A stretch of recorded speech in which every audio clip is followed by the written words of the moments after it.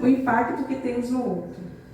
A responsabilidade afetiva gira em torno do impacto emocional no outro e também em si mesmo, tornando-se necessário entender nossos limites. É importante influenciar o ambiente e as pessoas de uma forma positiva, gerando um clima agradável, promovendo a qualidade nas relações sociais. No espaço de trabalho, por exemplo, podemos ver diversos exemplos clínicos de pacientes que acabam adoecendo por ter colegas ou até mesmo superiores que têm uma postura de compará-los com os outros. Nesse sentido, esse comportamento pode acabar gerando um sentimento de inferioridade na pessoa exposta. O mesmo exemplo também acontece em ambientes familiares, contudo, é muito comum observarmos os pais comparando os filhos sobre o desempenho escolar ou até mesmo o cumprimento de regras como um bom comportamento.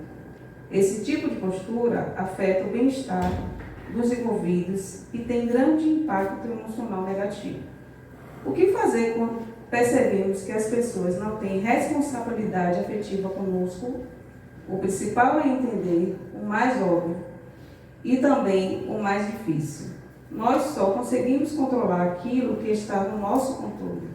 Dessa forma, podemos entender que o comportamento do outro não está sob a influência e o máximo que conseguimos fazer é comunicar sobre como nós sentimos.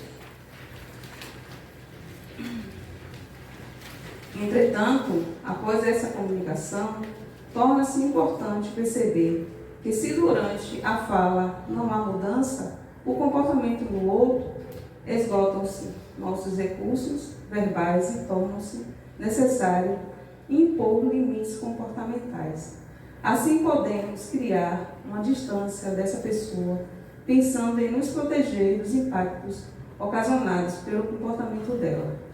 Responsabilidade afetiva é sobre levar em consideração como eu me posiciono com as pessoas e sentem como o meu comportamento é também como eu me sinto com o comportamento delas. Depois a gente lê a pílula, está no finalzinho. O tema está bem claro, né? O texto está bem claro, fala do nosso comportamento, da nossa importância, da nossa forma de agir com o outro, com a empatia, procurar entender, né, o nosso comportamento. A gente vê na internet muitos jovens, né? Eu vi semana passada falando sobre um aplicativo novo. Vocês viram o aplicativo novo? Que aí usaram imagens de meninas e de meninos com esse aplicativo e foram até vendidas essas imagens. Mas aí a polícia já está investigando, já conseguiram identificar. Como é importante a nossa forma de falar? Qual a importância na vida do outro? Porque uma forma da gente falar, a gente fere uma pessoa. Às vezes a gente recebe uma palavra mal falada, num momento mal falado, né? A gente fica triste, a gente fica chateado, a gente fica magoado. Mas o que a gente tem aprendido aqui, todo esse tempo que a gente está aqui? Os nossos exemplos geram exemplos. A gente sabe que o nosso comportamento aqui na Terra gera exemplos, tanto na nossa família, tanto no nosso trabalho. Se você tem alguém na família ou no trabalho que você tem essa dificuldade de acesso, não desista do bom dia, não desista do sorriso, mesmo que a pessoa esteja de cara fechada. Lembre da oração que a mãe está pedindo aqui. O tempo todo a gente está ouvindo. Ora na mente, em vez de fazer uma crítica, de chegar para outro colega e esculhambar, é a forma da gente falar, né? De falar coisas negativas, pensamentos positivos, tenta fazer o lado positivo. Às vezes a pessoa não levantou bem. Hoje, você vê os comportamentos das crianças na escola, por causa da cor da pele, né? Isso já vem de casa, isso já vem do ser humano, da pessoa. E aí cabe aos pais educar, cabe aos pais ter a paciência na forma de falar com seus filhos, né? Não xingar, não querer comparar, como fala o texto. Não querer comparar um com o outro, cada um é diferente. Ellen mesmo tem dois. Cada um é diferente. Cecília tem 2. Cada um é diferente. Cada um do seu jeito. Cada um na sua evolução. Sabe, às vezes eles percebem. Às vezes só no sorriso. Às vezes no ônibus. Eu estou no ônibus, eu estou meio assim. Quando eu entro no ônibus, um idoso ou uma pessoa fica assim me olhando e dá aquele sorriso espontâneo do nada. Se vocês soubessem o poder do abraço e o poder do sorriso, se vocês soubessem. Então, às vezes, se tiver alguém com problema em casa, respeite e ore. Se der para conversar, converse. Chame, dê um abraço, pegue na mão. Faça um café da manhã diferente.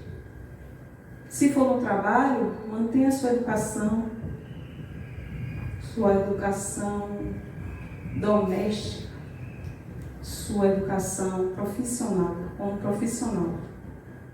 Vocês pensam que a gente não passa dificuldade? A gente passa dificuldade. A gente tem que lidar com isso.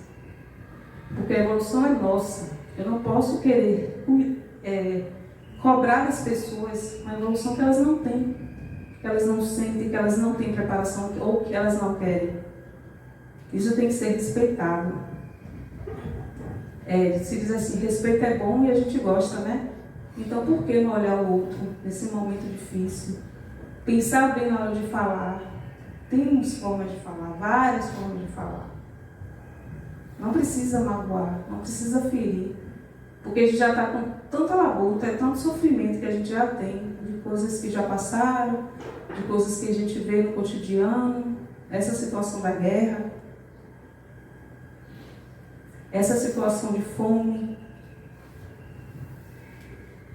que a gente vê o tempo todo, pessoas no lixo, e a gente tem uma cama, a gente tem um alimento, a gente tem um café, a gente tem uma família e a gente reclama. A gente tem saúde e a gente reclama. Então, por que não dar importância à nossa espiritualidade e começar a botar em prática? Vai querer botar em prática depois que já não estiver na Terra? Querer voltar? Como é que vai voltar? No mesmo corpo? Podendo começar de agora? Nunca é tarde para começar a mudança. Seja com você mesmo. Pense em você. Cuide de você. Não adianta raiva, não adianta rancor, não adianta. A gente só fica doente. Se tem algo na vida de vocês que está machucando, que vocês não conseguem perdoar todos os dias, você olha no espelho, como a mãe fala, e se perdoe. Peça força. Todas as vezes que a gente pede força espiritual, a gente recebe. Seja uma ajuda. Aprenda a agradecer o seu levantar e o seu deitar. Aprenda a agradecer o seu alimento, a sua água, a sua casa, a sua família, os seus filhos. Tem muita gente que queria ter uma família, de ter filhos e não tem. E você tem. Seja ele com defeito ou sem defeito. Respeite. Ensine a ensinar, a respeitar do pequeno ao grande, da criança ao mais velho. Tenha modo de falar. Ajam com amor, com responsabilidade. Não só com você, mas com o outro também. Quando vê um momento de turbulência, na sintonia, não precisa nem abrir o olho, fechar o olho, na sintonia ali na mente. Meu Pai, abençoa essa situação. O Evangelho do Lar que tanto é se falado. E muitas das vezes a gente não faz. Né? Porque está cansado, porque não tem tempo. Mas se a gente parar para pensar, toda vez que a gente fizer o Evangelho do Lar, todas as energias positivas que a gente vai trazer para a nossa família, para o nosso trabalho, para o nosso bairro, para o mundo. Um momento que você for dormir, agradeça. Agradeça porque você não sabe o que você poderia passar. Você voltou para casa, você está vivo, está com saúde. Se alimente, beba água, cuide de você, cuide do seu corpo. Nós somos exemplos, sim, para todos, tanto em casa, tanto no trabalho, tanto na rua. A gente acha que a gente não é observado, mas a gente é. Então, toda vez que passar um momento difícil, lembra da sintonia, lembra das palestras, lembra da postura. Como é que eu vou falar com o outro nessa situação? Se é alguém que é uma pessoa difícil, mantenha sua educação. Bom dia, boa tarde, Deus abençoe. Não precisa nem ser falado Deus abençoe, você na mente Deus abençoe. As pessoas vão observando as nossas atitudes. Vai ter um dia que ela vai dizer, meu Deus, por que eu falo assim dessa pessoa? Essa pessoa me trata tão bem, que já aconteceu. Não desistam não. Amém? Amém. Vamos ler a Bíblia? Dessa vez eu não esqueci. Vamos lá.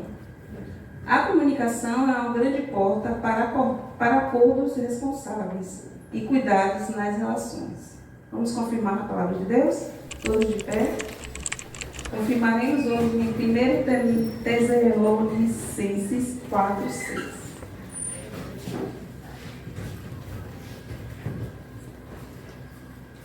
Que cada um de nós saiba possuir o seu vaso em santificação e honra, não na paixão de concupiscência, com gênios que não conhecem a Deus. Ninguém oprime ou engane ao seu irmão em negócio algum, porque o Senhor é vingador de todas essas coisas, como também antes dissemos e testificamos. Palavra de Deus, palavra da